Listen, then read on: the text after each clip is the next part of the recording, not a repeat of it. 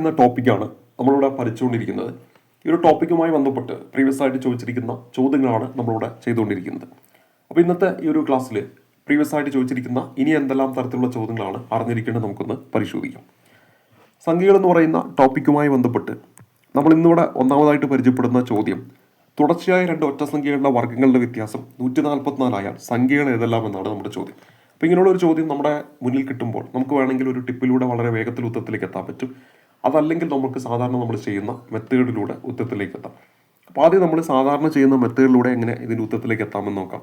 അപ്പോൾ തുടർച്ചയായ രണ്ട് ഒറ്റസംഖ്യകളുടെ വർഗ്ഗങ്ങളുടെ വ്യത്യാസം എന്നാണ് നൽകിയത്. അപ്പോൾ ഇവിടെ ഒരു ഒറ്റസംഖ്യ എന്ന് പറയുന്നത് ഞാനിവിടെ എക്സ് ആയിട്ട് എടുത്തിരിക്കുന്നു. തൊട്ടടുത്ത ഒറ്റസംഖ്യ എന്ന് പറയുമ്പോൾ ഏതായിരിക്കും? x+2 ആയിരിക്കുമല്ലോ. ഇപ്പോൾ 5 എന്ന് പറയുന്ന ഒറ്റസംഖ്യയാണ്. തൊട്ടടുത്ത ഒറ്റസംഖ്യ പറഞ്ഞാൽ 7 ആണ്. 5നോട് 2 കൂട്ടിയാൽ കിട്ടുന്നതാണ് 7 എന്ന് പറയുന്നത്. അപ്പോൾ ഇവിടെ നമ്മൾ എക്സ് എന്ന് പറയുന്നു, തൊട്ടടുത്തുള്ള ഒറ്റസംഖ്യ x+2 ആണ്. ഇവിടെ പറഞ്ഞിരിക്കുന്നത് എന്താണ്? ഇവയുടെ വർഗ്ഗങ്ങളുടെ വ്യത്യാസം എന്നാണ്. അതായത് x+2 minus x+2 whole square minus x² ചെയ്താൽ നമുക്ക് എന്ത് കിട്ടും? 144 എന്നാണ് കിട്ടുന്നത്.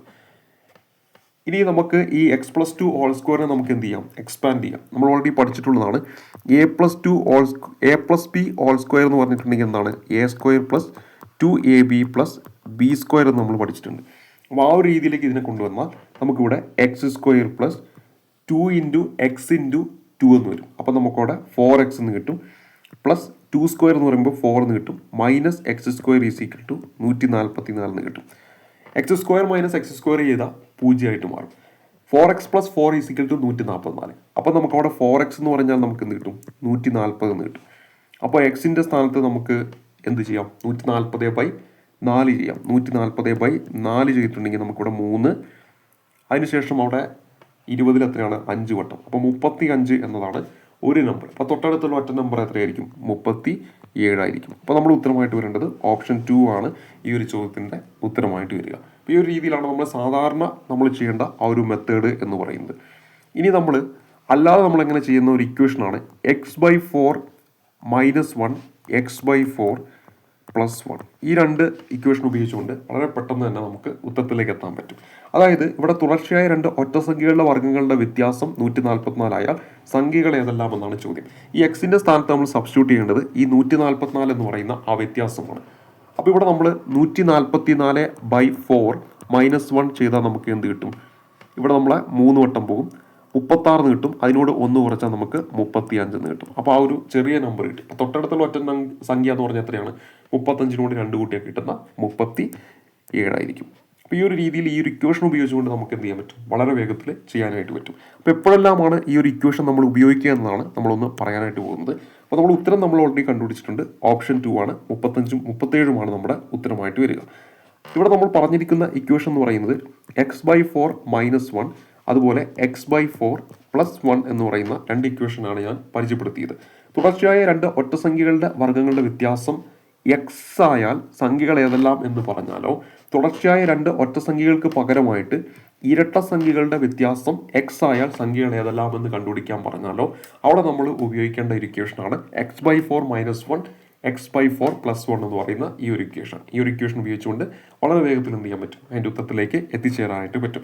അതല്ലെങ്കിലോ നമ്മൾ തൊട്ട് മുമ്പ് നമ്മൾ പരിചയപ്പെട്ട ആ ഒരു മെത്തേഡിലൂടെ തന്നെ, സാധാരണ നമ്മൾ ചെയ്യുന്ന മെത്തേഡിലൂടെ തന്നെ പോയിട്ട് എന്ത് ചെയ്യാം? ഉത്തരത്തിലേക്ക് എത്താനായിട്ട് പറ്റും. അപ്പോൾ ഈ ഒരു ഇക്വേഷൻ ഉപയോഗിക്കേണ്ട സാഹചര്യങ്ങൾ നമ്മൾ പറഞ്ഞു. തുടർച്ചയായ രണ്ട് ഒറ്റസംഖ്യ അല്ലെങ്കിൽ ഇരട്ട സംഖ്യകളുടെ വർഗ്ഗങ്ങളുടെ വ്യത്യാസം 144, അതിന് പകരമായിട്ട് എന്താണ്? എക്സ് എന്ന് ഞാൻ ഇവിടെ എടുത്തിരിക്കുന്നു. അങ്ങനെയാണെങ്കിൽ സംഖ്യകൾ ഏതെല്ലാം എന്ന് കണ്ടുപിടിക്കാനായിട്ട് നമ്മൾ ഉപയോഗിക്കേണ്ട ഇക്വേഷനാണ് ഈ പറയുന്ന x/4 - 1 x/4 + 1 എന്ന് പറയുന്ന ഈ ഒരു ഇക്വേഷൻ. അപ്പോൾ ഈ രണ്ട് ഇക്വേഷൻ ഉപയോഗിച്ചുകൊണ്ട് നമുക്ക് എന്ത് ചെയ്യാൻ പറ്റും? ഉത്തരത്തിലേക്ക് എത്താനായിട്ട് പറ്റും. അപ്പോൾ നമ്മൾ ഇവിടെ എങ്ങനെയാണ് ഈ ഒരു ചോദ്യത്തിൻ്റെ ഉത്തരത്തിലേക്ക് എത്തുക നമ്മൾ പരിചയപ്പെട്ടിരുന്നു. എക്സിൻ്റെ സ്ഥാനത്ത് 144 കൊടുക്കുന്നു, പിന്നെ 4 കൊടുക്കുന്നു, -1 ചെയ്യുന്നു. അപ്പോൾ നമുക്കവിടെ 36 - 1 കിട്ടും, 35 എന്ന് കിട്ടും. ഇനി തൊട്ടടുത്ത നമ്പർ കണ്ടുപിടിക്കാനോ, x/4 എക്സിൻ്റെ സ്ഥാനത്ത് 144/4, അപ്പോൾ അവിടെ നമുക്ക് 36 എന്ന് കിട്ടുന്നു. അതിനോട് 1 കൂട്ടുന്നു, നമുക്കവിടെ 37 എന്ന് കിട്ടും. അപ്പോൾ ഈ രണ്ട് നമ്പറുകൾ നമുക്ക് അവിടെ നിന്ന് ഡയറക്റ്റ് കിട്ടും. അപ്പോൾ 35 കിട്ടിക്കഴിഞ്ഞാൽ തൊട്ടടുത്തുള്ള നമ്പർ എന്ന് പറയുന്നത് 37 ആണെന്ന് നമുക്ക് എല്ലാവർക്കും അറിയാവുന്നതാണ്. അപ്പോൾ എവിടെയാണ് ഈ ഒരു ഇക്വേഷൻ ഉപയോഗിക്കേണ്ടതെന്നൊന്ന് പഠിച്ചു വെക്കുക. ഇങ്ങനെയൊരു ചോദ്യം എപ്പോഴും ചോദിക്കുന്നതാണ്. അപ്പോൾ തുടർച്ചയായിട്ടുള്ള രണ്ട് ഒറ്റസംഖ്യകൾ അല്ലെങ്കിൽ ഇരട്ട സംഖ്യകളുടെ വർഗ്ഗങ്ങളുടെ വ്യത്യാസം x ആയാൽ സംഖ്യകൾ ഏതെല്ലാം എന്ന് കണ്ടുപിടിക്കാൻ വേണ്ടി ഉപയോഗിക്കുന്ന ഇക്വേഷനാണ് x/4 - 1 അതേപോലെ തന്നെ x/4 + 1 എന്ന് പറയുന്ന ഈ ഒരു ഇക്വേഷൻ. ഇനി അടുത്തൊരു ചോദ്യം, രണ്ട് സംഖ്യകളുടെ തുക എന്ന് പറയുന്നത് 10, അവയുടെ ഗുണനഫലം 20 എങ്കിൽ സംഖ്യകളുടെ ഉൽക്രമങ്ങളുടെ തുക കാണുക. രണ്ട് സംഖ്യകൾ ഞാനിവിടെ എക്സും വൈയും ആയിട്ട് എടുത്തിരിക്കുന്നു. അവയുടെ തുക എന്ന് പറയുന്നത് 10 എന്ന് കൊടുത്തിട്ടുണ്ട്. അവയുടെ ഗുണനഫലം എന്ന് പറയുന്നത് 20 എന്ന് കൊടുത്തിട്ടുണ്ട്. ഉൽക്രമം എന്ന് പറഞ്ഞാൽ ഈ എക്സിന്റെ ഉൽക്രമം 1/x ആണ്, വൈന്റെ ഉൽക്രമം 1/y ആണ്. ഇവയുടെ തുകയാണ് കണ്ടുപിടിക്കാൻ പറഞ്ഞത്. 1/x + 1/y ആണ് കണ്ടുപിടിക്കാൻ പറഞ്ഞത്. ഇതിന് നമുക്ക് എന്ത് എഴുതാം? y + x / y × x എന്ന് എഴുതിക്കൂടെ? ഇതെന്ന് പറഞ്ഞാൽ y + x എന്ന് പറഞ്ഞിട്ടുണ്ടെങ്കിൽ നമുക്കറിയാം 10 ആണ്. അതുപോലെ y × x എന്ന് പറഞ്ഞാൽ 20 ആണ്. ഇത് വെട്ടിച്ചുരുക്കിയാൽ നമുക്ക് 1/2 എന്ന് കിട്ടും. ഓപ്ഷൻ 4 ആണ് നമ്മുടെ ഉത്തരമായിട്ട് വരിക. ഓൾറെഡി നമ്മുടെ ചോദ്യത്തിൽ y + x ഉം x × y ഉം നമ്മുടെ ചോദ്യത്തിൽ തന്നിട്ടുണ്ട്. അത് ഡയറക്റ്റ് എന്ത് ചെയ്താൽ മതി? ഇവിടെ കൊണ്ടുപോയിട്ട് സബ്സ്റ്റിറ്റ്യൂട്ട് ചെയ്താൽ മതി. അപ്പോൾ നമുക്കവിടെ ഉത്തരമായിട്ട് കിട്ടുക 1/2 എന്നാണ് ഉത്തരമായിട്ട് കിട്ടുക. ഇനി അടുത്ത രണ്ട് സംഖ്യകളുടെ തുക 7, അവയുടെ വ്യത്യാസം 3 എങ്കിൽ സംഖ്യകളുടെ ഉൽക്രമങ്ങളുടെ വ്യത്യാസം കാണുക എന്നാണ് പറഞ്ഞത്. അപ്പോൾ രണ്ട് സംഖ്യകളുടെ തുക എന്ന് പറയുന്നത് ഇവിടെ 7 എന്ന് കൊടുത്തിട്ടുണ്ട്. അവയുടെ വ്യത്യാസം എന്ന് പറയുന്നത് ഇവിടെ 3 എന്ന് കൊടുത്തിട്ടുണ്ട്. അവയുടെ ഉൽക്രമങ്ങളുടെ വ്യത്യാസം, അതായത് ഇപ്പോൾ 1/x 1/y എന്നതാണ് ഉൽക്രമമായിട്ട് വരിക. ഇവയുടെ വ്യത്യാസമാണ് നമ്മളോട് കണ്ടുപിടിക്കാൻ പറഞ്ഞത്. നേരത്തെ നമ്മൾ കണ്ടുപിടിച്ച പോലെ ഇവിടെ ഡയറക്റ്റ് x × y എന്ന് പറയുന്ന ഒരു വാല്യൂ തരാത്തതുകൊണ്ട് തന്നെ നമ്മൾ എന്ത് ചെയ്യണം? ഇതിൽ നിന്ന് എക്സിൻ്റെ വാല്യൂ കണ്ടുപിടിക്കണം. അതിന് വേണ്ടിയിട്ട് ഈ രണ്ട് ഇക്വേഷൻ അങ്ങോട്ട് കൂട്ടുക. ഇപ്പോൾ നമ്മളിവിടെ കൂട്ടുമ്പോൾ x × x എന്ന് പറഞ്ഞാൽ 2x ആണ്, y + -y ആണ്. അതെന്തായിട്ട് മാറും? 0 ആയിട്ട് മാറും. അപ്പോൾ 2x = 7 + 3 നമുക്കവിടെ 10 എന്ന് കിട്ടും. x എന്ന് പറഞ്ഞാൽ നമുക്ക് 10/2 നമുക്കവിടെ 5 എന്ന് കിട്ടും. ഇനി നമ്മൾ ഈ എക്സിൻ്റെ വാല്യൂ ഇതിൽ ഏതെങ്കിലും ഒരു ഇക്വേഷനിൽ കൊണ്ടുപോയി സബ്സ്റ്റിറ്റ്യൂട്ട് ചെയ്യാം. ഞാനിപ്പോൾ x + y = 7 എന്നതിൽ കൊണ്ടുപോയി സബ്സ്റ്റിറ്റ്യൂട്ട് ചെയ്തു. അപ്പോൾ 5 + y = 7 കിട്ടും. y = നമുക്ക് 2 എന്നും കിട്ടും. അപ്പോൾ എക്സിൻ്റെ വാല്യൂ 5 കിട്ടി, വൈൻ്റെ വാല്യൂ 2 കിട്ടി. അങ്ങനെയാണെങ്കിൽ ഇവയുടെ ഉൽക്രമങ്ങളുടെ വ്യത്യാസം കാണുക എന്നാണ് പറഞ്ഞത്. അപ്പോൾ ഇവിടെ നോക്കുക, ഈ 1/2 എന്ന് ഇവിടെ വരും, ഇവിടെ 1/5 എന്നും വരും. അപ്പോൾ ഇവിടെ നമ്മളെപ്പോഴും ഒരു സബ്സ്ട്രാക്ട് ചെയ്യുക എന്ന് പറയുമ്പോൾ വലുതിൽ നിന്ന് ചെറുത് കുറയ്ക്കുകയാണ് ചെയ്യേണ്ടത്. സാധാരണ കേസിൽ ഇങ്ങനെ നമ്മൾ കൃത്യമായിട്ട് ഒന്നും പറയുന്നില്ല എങ്കിൽ നമ്മളെപ്പോഴും എന്ത് ചെയ്യണം? വലുതിൽ നിന്ന് ചെറുത് കുറയ്ക്കണം. ഇപ്പോൾ ഇവിടെ വലുതെന്ന് പറയുന്നത് 1/2 അല്ലേ, അതുപോലെ ചെറുതെന്ന് പറഞ്ഞാൽ 1/5 ആണ്. ഇത് കുറച്ച് കഴിഞ്ഞാൽ നമുക്ക് കിട്ടും 5 - 2 എന്ന് പറഞ്ഞിട്ടുണ്ടെങ്കിൽ 3 ആണ് മുകളിൽ വരിക. 5 × 2 ചെയ്താൽ നമുക്കവിടെ 10 എന്ന് കിട്ടും. 3/10 എന്ന് പറയുന്ന ഓപ്ഷനാണ് കിട്ടുക. അതല്ലാതെ നിങ്ങൾ 1/5 - 1/2 ചെയ്ത് കഴിഞ്ഞാൽ നിങ്ങൾക്ക് അവിടെ അവസാനം എന്ത് കിട്ടും? ഒരു മൈനസ് വാല്യൂ കടന്നു വരും. ഇല്ല, ചെറുതിൽ നിന്ന് വലുത് കുറച്ചാൽ നമുക്ക് കിട്ടുക മൈനസ് ആണ്. അപ്പോൾ ആ മൈനസ് ഒഴിവാക്കിയിട്ട് 3/10 എന്ന് പറയുന്ന ഓപ്ഷൻ അവിടെ ചൂസ് ചെയ്യേണ്ടി വരും. അപ്പോൾ ഇവിടെ എന്താണ് നമ്മുടെ ഉത്തരം? എന്താണ്? 3/10 ആണ്. 1/2 - 1/5 ചെയ്താൽ 3/10 കിട്ടും. ഇവിടെ ഉത്തരം ഓപ്ഷൻ 2 ആണ് നമ്മുടെ ഉത്തരമായിട്ട് വരിക. ഇനി അടുത്ത ചോദ്യം, ആദ്യത്തെ എത്ര ഇരട്ട സംഖ്യകളുടെ തുകയാണ്? 1640 എന്നാണ് നമ്മുടെ ചോദ്യം. അപ്പോൾ ഇവിടെ ഇരട്ട സംഖ്യകളുടെ തുക കണ്ടുപിടിക്കാനുള്ള സൂത്രവാക്യം നമുക്കറിയാം. n × n+1 എന്ന് പറയുന്ന സൂത്രവാക്യമാണ്. എണ്ണൽ സംഖ്യകളുടെ തുക കണ്ടുപിടിക്കാൻ n × n+1/2 ആണ്. ഇരട്ട സംഖ്യകളുടെ തുക കണ്ടുപിടിക്കാൻ 2നെ ഒഴിവാക്കാൻ പറഞ്ഞിരുന്നു, n × n+1. ഒറ്റ സംഖ്യകളുടെ തുക കണ്ടുപിടിക്കാൻ n × n² ആണ്. നമ്മൾ ഓൾറെഡി ഇത് പഠിച്ചതാണ് ഒരു ക്ലാസ്സിൽ. സംഖ്യകൾ എന്ന് പറയുന്ന ടോപ്പിക്കിന്റെ ബേസിക് കാര്യത്തിൽ ഇതെല്ലാം നമ്മൾ പറഞ്ഞു പോയതാണ്. അപ്പോൾ ഇവിടെ n × n+1 ചെയ്താൽ നമുക്ക് എന്ത് കിട്ടും? 1640 കിട്ടും. ഇതൊരു കാരണവശാലും കോൺട്രാക്ട് ഇക്വേഷന്റെ രൂപത്തിലേക്കൊക്കെ പോയിട്ട് സോൾവ് ചെയ്യാൻ നിൽക്കരുത്. ഡയറക്റ്റ് ഓപ്ഷനിലേക്ക് പോവുക. ഇവിടെ ഓപ്ഷൻ നമ്മൾ ചൂസ് ചെയ്യുന്ന സമയത്ത് കുറച്ചൊക്കെ നമ്മൾ എന്ത് ചെയ്യണം? ചില ടിപ്പുകളൊക്കെ ഉപയോഗിക്കണം. അതായത് ഇവിടെ അവസാനം ഈ പ്രൊഡക്റ്റ് ചെയ്താൽ അവസാനം നമുക്ക് 0 ആണ് കിട്ടേണ്ടത്. അങ്ങനെ കിട്ടണമെങ്കിൽ രണ്ട് നമ്പറുകൾ, അതായത് ഇവിടെ n ഉണ്ട്, n+1 പറയുന്ന രണ്ട് നമ്പർ ഉണ്ട്. അതിൽ ഒന്നിന്റെ അവസാന ഡിജിറ്റ് 5 അല്ലെങ്കിൽ 2 വരണം, ഇല്ലേ? ഈ നമ്പറുകളുടെ മൾട്ടിപ്ലൈ ചെയ്യുന്ന നമ്പറുകളുടെ അവസാനത്തെ ഡിജിറ്റ് 5ഉം 2ഉം വന്നാൽ നമുക്ക് എന്ത് കിട്ടും? 0 കിട്ടും. ഇത് അതല്ലെങ്കിൽ ഏതെങ്കിലും ഒരു നമ്പറിന്റെ അവസാനത്തെ ഡിജിറ്റ് 0 വന്നാലേ നമുക്ക് എന്ത് കിട്ടും? 0 കിട്ടും. അങ്ങനെയാണെങ്കിൽ ഇവിടെ നോക്ക്, ഈ 39 ആണ്. 39 + 1 ചെയ്താൽ നമുക്ക് എന്ത് കിട്ടും? 39 × 40 എന്ന് വരും. അപ്പോൾ അതിന്റെ അവസാന ഡിജിറ്റ് 0 വരാനുള്ള സാധ്യത ഉണ്ട്. അതേ സമയത്ത് ഇനി 40 എടുക്കുകയാണെങ്കിൽ 40 × 41 വരിക. അവിടെയും എന്താണ്? അവസാനത്തെ ഡിജിറ്റ് 0 വരാം. എന്നാൽ 41ന്റെ കേസിലേക്ക് വരുമ്പോൾ 41 × 42 ആണ് വരുന്നത്. അവസാനത്തെ ഡിജിറ്റ് 2 ആണ് വരിക. ഇത് അങ്ങോട്ട് ഡിലീറ്റ് ആക്കി കളയാം, കാരണം നമുക്ക് 1640 ആണ് കിട്ടേണ്ടത്. ഇനി 42ന്റെ കേസിലേക്ക് വരുമ്പോഴും അവസാനത്തെ ഡിജിറ്റ് നമുക്ക് കിട്ടുക 42 × 43 ചെയ്യുമ്പോൾ 6 ആണ് കിട്ടുക. അപ്പോഴും 0 വരില്ല, അതും ഡിലീറ്റ് ആക്കി. ഇനി ഈ രണ്ട് കാര്യങ്ങളാണ് നമ്മളെ മുന്നിലുള്ളത്. അതിൽ 40 × 41 നമ്മൾ ആദ്യം ചെയ്യുക. അപ്പോൾ നമുക്ക് അവിടെ കിട്ടും 4, 6, 0, 1640 ഡയറക്റ്റ് നമുക്ക് കിട്ടും. പിന്നെ ഈ 39 × 4 ചെയ്യുമ്പോൾ 9, 4, 36, പിന്നെ 4, 3, 12, 12, 3, 15, 1560 എന്നാണ് നമുക്ക് അവിടെ കിട്ടുക. നമുക്ക് കിട്ടേണ്ടത് എന്താണ്? 1640 ആണ്. അപ്പോൾ 40 × 41 ആണ് വരേണ്ടത്. ഓപ്ഷൻ 2 ആണ് നമ്മുടെ ഉത്തരമായിട്ട് വരിക. ആദ്യത്തെ എത്ര ഇരട്ട സംഖ്യയുടെ തുക എന്നാണ് ചോദിച്ചത്. അപ്പോൾ n-ന്റെ സ്ഥാനത്ത് കൊടുക്കേണ്ടിയിരുന്നത് 40 ആണ്. അപ്പോൾ അവിടെ എന്താണ്? ഓപ്ഷൻ 2 ആണ് നമ്മുടെ ഉത്തരമായിട്ട് വരേണ്ടത്. അപ്പോൾ ഈ ഒരു രീതിയിൽ ഓപ്ഷനിലൂടെ പോയിട്ട് വേണം ഇങ്ങനെയുള്ള ചോദ്യങ്ങൾ നമ്മൾ ചെയ്യാനായിട്ട്. ഇനി 20ൽ താഴെയുള്ള ഒറ്റ സംഖ്യയുടെ തുക എത്ര? ഒറ്റ സംഖ്യയുടെ തുക കണ്ടുപിടിക്കാനുള്ള സൂത്രവാക്യം നമുക്കറിയാം, n² ആണ്. അപ്പോൾ ഈ 20ൽ താഴെ എത്ര ഒറ്റ സംഖ്യകൾ ഉണ്ടെന്ന് കണ്ടുപിടിക്കണം. 20ൽ താഴെ എന്ന് പറയുമ്പോൾ ആദ്യത്തെ 20 എണ്ണൽ സംഖ്യകൾ എടുക്കുന്നു, അതിൽ താഴെ എത്ര ഒറ്റ സംഖ്യകളുണ്ട്? സിമ്പിളായിട്ട് കണ്ടുപിടിക്കാം. 20/2 ചെയ്താൽ മതി. 10 ഒറ്റ സംഖ്യകളാണ് ഉള്ളത്. നമുക്കറിയാം 10 ഒറ്റ സംഖ്യകളും അതേപോലെ 20 വരെ എടുക്കുകയാണെങ്കിൽ 10 ഇരട്ട സംഖ്യകളുമാണ് ഉള്ളത്. അപ്പോൾ 10 ഒറ്റ സംഖ്യകളാണ് ഉള്ളത്. അപ്പോൾ എന്നിൻ്റെ സ്ഥാനത്ത് 10 കൊടുത്താൽ മതി. 10ന്റെ സ്ക്വയർ എടുത്താൽ 100 എന്ന് കിട്ടുന്നു. ഓപ്ഷൻ 1 ആണ് നമ്മുടെ ഉത്തരമായിട്ട് വരിക. സിമ്പിളായിട്ടുള്ള ചോദ്യമാണ്. ഈ ഒരു കാര്യങ്ങളൊക്കെ അറിഞ്ഞിരിക്കണം, എങ്കിൽ മാത്രമേ അതിൻ്റെ ഉത്തരത്തിലേക്ക് പെട്ടെന്ന് എത്താൻ പറ്റുള്ളൂ. ഇനി 1+, 3+, 5+ അങ്ങനെ തുടർന്ന് 25 വരെ പോയിട്ടുണ്ട്. അങ്ങനെയാണെങ്കിൽ അതിൻ്റെ തുക എത്ര എന്നാണ് ചോദിച്ചിരിക്കുന്നത്. അപ്പോൾ ഈ ഒരു ചോദ്യം കാണുമ്പോൾ തന്നെ നിങ്ങൾക്ക് മനസ്സിലാക്കണം 1, 3, 5, 25. ഡയറക്റ്റ് ആദ്യത്തെ 1 മുതൽ 25 വരെയുള്ള എണ്ണൽ സംഖ്യകളിലെ ഒറ്റ സംഖ്യകളുടെ തുക കണ്ടുപിടിക്കാനല്ല ഡയറക്റ്റ് ചോദിച്ചിരിക്കുന്നത്. മറിച്ചെന്താണ്, ആദ്യത്തെ 25 വരെയുള്ള എണ്ണൽ സംഖ്യകൾ എടുത്താൽ അതിലുള്ള ഒറ്റ സംഖ്യകളുടെ തുക കണ്ടുപിടിക്കാനാണ് ചോദിച്ചിരിക്കുന്നത്. അപ്പോൾ ഇവിടെ നമുക്ക് ആദ്യത്തെ 25 വരെയുള്ള എണ്ണൽ സംഖ്യകളാണ് എടുത്തിരിക്കുന്നത്. അപ്പോൾ 25 വരെയുള്ള എണ്ണൽ സംഖ്യകൾ എടുക്കുമ്പോൾ അവിടെ എത്ര ഒറ്റ സംഖ്യകൾ ഉണ്ടെന്ന് ആദ്യം കണ്ടുപിടിക്കണം. അതായത് എന്നിൻ്റെ സ്ഥാനത്ത് സബ്സ്റ്റിറ്റ്യൂട്ട് ചെയ്യാനുള്ള വാല്യൂ നമ്മൾ കണ്ടുപിടിക്കണം. അതിനുവേണ്ടി ഇവിടെ 25/2 നമ്മൾ ചെയ്തിട്ടുണ്ടെങ്കിൽ നമുക്ക് കറക്റ്റ് ഒരു ഉത്തരം കിട്ടത്തില്ല, പോയിന്റ് വരുന്ന ഉത്തരമാണ് കിട്ടുക. അതിനുവേണ്ടി നിങ്ങൾ ചെയ്യേണ്ടത് 25 വരെയുള്ള ഒറ്റ സംഖ്യകളുടെ തുകയാണ് ഇവിടെ ചോദിച്ചിരിക്കുന്നതെങ്കിൽ നിങ്ങൾ എന്ത് ചെയ്യണം, ഒന്ന് കൂട്ടുക. അപ്പോൾ ഇവിടെ 26 കിട്ടി, /2 ചെയ്യുക, നമുക്കവിടെ 13 കിട്ടും. അപ്പോൾ ആദ്യത്തെ 1 മുതൽ 25 വരെയുള്ള എണ്ണൽ സംഖ്യകൾ എടുത്താൽ അവിടെ ഒറ്റ സംഖ്യകളുടെ എണ്ണം എന്ന് പറയുന്നത് 13 ആണ്. കാരണം 26 എന്ന് പറയുന്നത് ഒരു ഇരട്ട സംഖ്യയാണ്. അത് കൂട്ടിയതുകൊണ്ട് ഒറ്റ സംഖ്യകളുടെ എണ്ണത്തിൽ യാതൊരുവിധ വ്യത്യാസം വരുന്നില്ല. അതായത് 1 മുതൽ 26 വരെയുള്ള എണ്ണൽ സംഖ്യ എടുത്താലും 1 മുതൽ 25 വരെയുള്ള എണ്ണൽ സംഖ്യ എടുത്താലും ഒറ്റ സംഖ്യകളുടെ എണ്ണം എന്തായിരിക്കും? തുല്യമായിരിക്കും.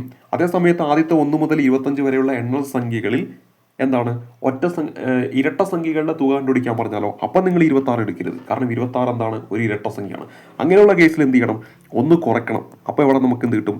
24 എന്ന് കിട്ടും. അപ്പം അതിൻ്റെ പകുതി എടുത്താൽ നമുക്ക് എന്ത് കിട്ടും? 12 എന്ന് കിട്ടും. അതായത് 1 മുതൽ 24 വരെയുള്ള ഇരട്ട സംഖ്യകളുടെ എണ്ണവും 1 മുതൽ 25 വരെയുള്ള ഇരട്ട സംഖ്യകളുടെ എണ്ണവും എന്താണ്? തുല്യമാണ്. അപ്പോൾ നമ്മൾ 1 കുറച്ചിട്ട് 24/2 ചെയ്താലും ഇരട്ട സംഖ്യയുടെ എണ്ണത്തിൽ വ്യത്യാസം വരുന്നില്ല. ഈ ഒരു കേസിലേക്ക് വരുമ്പോൾ ഒറ്റ സംഖ്യയാണ് കൊടുത്തിരിക്കുന്നത്. അപ്പോൾ 26/2 ചെയ്യുന്നു, 13 കിട്ടുന്നു. എന്നിൻ്റെ സ്ഥാനത്ത് കൊടുക്കേണ്ടത് 13ന്റെ സ്ക്വയർ ആണ്, അതായത് 169 എന്ന് കിട്ടും. ഇവിടെ ഓപ്ഷൻ 2 ആണ് നമ്മുടെ ഉത്തരമായിട്ട് വരേണ്ടത്. അപ്പോൾ ഈ ഒരു ചോദ്യത്തിൻ്റെ ഉത്തരം എന്താണ്? ഓപ്ഷൻ 2 ആണ്. 169 എന്നാണ് ഈ ഒരു ചോദ്യത്തിൻ്റെ ഉത്തരമായിട്ട് വരുന്നത്. അപ്പോൾ ഈ ഒരു രീതിയിലാണ് ഇങ്ങനെയുള്ള ചോദ്യങ്ങളൊക്കെ നമ്മൾ എന്ത് ചെയ്യേണ്ടത്? ഉത്തരം കണ്ടുപിടിക്കേണ്ടത്.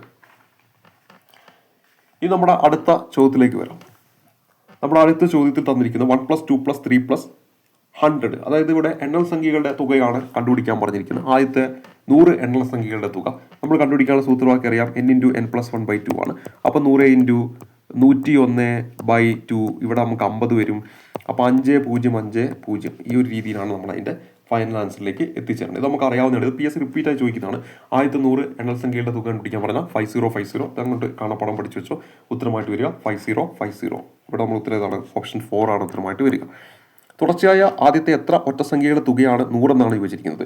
അപ്പോൾ തുടർച്ചയായ ആദ്യത്തെ എത്ര ഒറ്റ സംഖ്യയുടെ തുകയാണ് 100? അപ്പോൾ n² ആണ് ഇവിടെ 100 എന്ന് തന്നിരിക്കുന്നത്. അപ്പോൾ എന്നിൻ്റെ വാല്യൂ എന്താണ്? n = √100 ആണ്. അപ്പോൾ നമുക്കിവിടെ 10 എന്ന് കിട്ടും. ഇത് സിമ്പിളായിട്ടുള്ള ചോദ്യമാണ്. ആദ്യത്തെ എത്ര ഇരട്ട സംഖ്യയുടെ തുകയാണ് 240 എന്നാണ് ചോദിച്ചിരിക്കുന്നത്. ആദ്യത്തെ എത്ര ഇരട്ട സംഖ്യ? അപ്പോൾ n × n+1 = 240. നേരത്തെ നമ്മൾ ചെയ്ത അതേ ലോജിക്ക് തന്നെ നമ്മളിവിടെ എന്ത് ചെയ്യണം? ഉപയോഗിക്കണം. ഇപ്പോൾ എന്നിൻ്റെ സ്ഥാനത്ത് നമ്മൾ ഏത് സബ്സ്റ്റിറ്റ്യൂട്ട് ചെയ്യും? ഗുണിച്ച് കഴിഞ്ഞാൽ അവസാനത്തെ ഡിജിറ്റ് എന്ത് കിട്ടണം? 0 കിട്ടണം. അങ്ങനെയാണെങ്കിൽ ഇത് ഒരു പോസിബിൾ ആയിട്ടുള്ള ഒരു ഓപ്ഷനാണ്. ഇതിനെ നമുക്ക് പറ്റത്തില്ല. കാരണം എന്താണ്? 16ഉം 17ഉം ആണ് വരിക അല്ലേ? 16 + 1 16. അപ്പോൾ 7 × 6 അവസാനത്തെ ഡിജിറ്റ് 2 ആണ് വരിക. അപ്പോൾ ഇതിനെ അങ്ങോട്ട് ഒഴിവാക്കി കളയാം. ഇതിൻ്റെ കേസിലും പറ്റത്തില്ല. കാരണം 12ഉം 13 വരിക. അപ്പോൾ 6 ആണ് വരിക. അതിനെ ഒഴിവാക്കി കളയാം. പിന്നെ പോസിബിലിറ്റി ഉള്ളത് ഇതുണ്ടോ? 15ഉം 16ഉം ആണ് വരുന്നത്. അപ്പോൾ അത് പോസിബിലിറ്റി ഉണ്ട്. അപ്പോൾ ഇവിടെ നമുക്ക് 4ഉം അതേപോലെ തന്നെ 2 ഓപ്ഷനാണ് നമുക്ക് ഉത്തരം കിട്ടാനുള്ള സാധ്യതയുള്ളത്.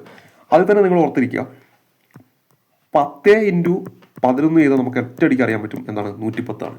അതേസമയത്ത് 15 × 16 ചെയ്തിട്ടുണ്ടെങ്കിൽ നമുക്ക് എന്ത് കിട്ടും? 240 എന്ന് കിട്ടും. അപ്പോൾ ഇവിടെ 16 × 10 എത്രയാണ്? 160.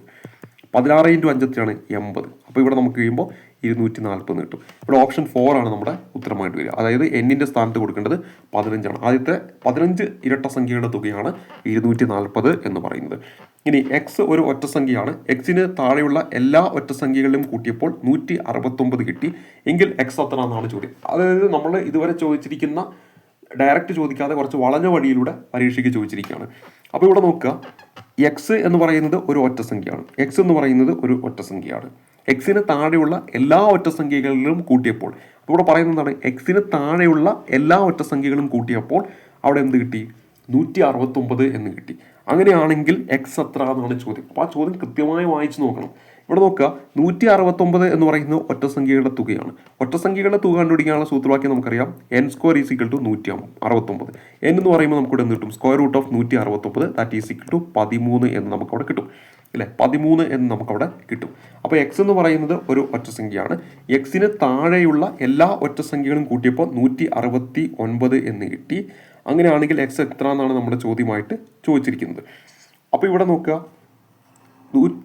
13 എന്ന് പറയുന്നതാണ് എന്ത്? ഒറ്റ സംഖ്യകളുടെ എണ്ണം എന്ന് പറയുന്നത്. 13 എന്നതാണ് എന്ത്? ഒറ്റ സംഖ്യകളുടെ എണ്ണം എന്ന് പറയുന്നത്. അപ്പോൾ ഇവിടെ 169 എന്ന് പറയുന്നത് എന്താണ്? ഇവയുടെ തുകയാണ്. ഇവയുടെ എന്താണ്? തുകയാണ് എന്ന് നമുക്ക് അറിയാം. അപ്പോൾ 13ാമത്തെ ഒറ്റ സംഖ്യയാണ് നമുക്ക് കണ്ടുപിടിക്കുക. 13ാമത്തെ ഒറ്റ സംഖ്യ. അപ്പോൾ ഇവിടെ നോക്കുമ്പോൾ ഇവിടെ 13 എന്ന് പറയുന്ന ഓപ്ഷൻ ഉണ്ട്. അതേപോലെ തന്നെ 27 എന്ന് പറയുന്ന ഒറ്റ സംഖ്യയുണ്ട്. അതുപോലെ 25 ഉണ്ട്. അതുപോലെ 83 ഉണ്ട്. നമ്മൾ നേരെ പോയിട്ട് എന്ത് ചെയ്യും? 13 എന്ന് പറയുന്ന ഓപ്ഷൻ ചൂസ് ചെയ്യാനുള്ള സാധ്യതയുണ്ട്. കാരണം എന്താണ്? 13 ഒറ്റ സംഖ്യകളുടെ എണ്ണമാണ്. അപ്പോൾ 13ാമത്തെ ഒറ്റ സംഖ്യ ഏതെന്നാണ് നമുക്ക് കണ്ടുപിടിക്കേണ്ടത്. 13ാമത്തെ ഒറ്റ സംഖ്യ ഏതെന്നാണ് നമുക്ക് എന്ത് ചെയ്യേണ്ടത്? കണ്ടുപിടിക്കുക. നമുക്കറിയാം 26/2 ചെയ്തിട്ടുണ്ടെങ്കിൽ എത്ര എന്ന് കിട്ടും? 13 എന്ന് കിട്ടും അല്ലേ? 26/2 ചെയ്താൽ 13 എന്ന് കിട്ടും. അതായത് 13ാമത്തെ ഒറ്റ സംഖ്യ ഏതാണ്?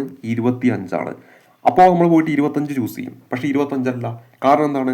എക്സിന് താഴെയുള്ള ഒറ്റ സംഖ്യകളുടെ തുക എന്നാണ് പറഞ്ഞിരിക്കുന്നത്. അപ്പോൾ എക്സിന്റെ വാല്യൂ എന്ന് പറയുന്നത് എന്തായിരിക്കും? 25 കഴിഞ്ഞാൽ വരുന്ന ഒറ്റ സംഖ്യയായിട്ടുള്ള 27 ആയിരിക്കും. അപ്പോൾ ഇവിടെ ഓപ്ഷൻ 2 ആണ് നമ്മുടെ ഉത്തരമായിട്ട് വരിക. ഈ ഒരു ചോദ്യത്തിൽ കണ്ടാൽ സിമ്പിളായിട്ട് തോന്നും, പക്ഷേ ചെറിയ ചെറിയ ഉത്തരം തെറ്റിക്കാനുള്ള കുറേ കാര്യങ്ങളുണ്ട്. അപ്പോൾ എക്സ് എന്ന് പറയുന്നത് ഒറ്റ സംഖ്യ എന്ന് തന്നിട്ടുണ്ട്.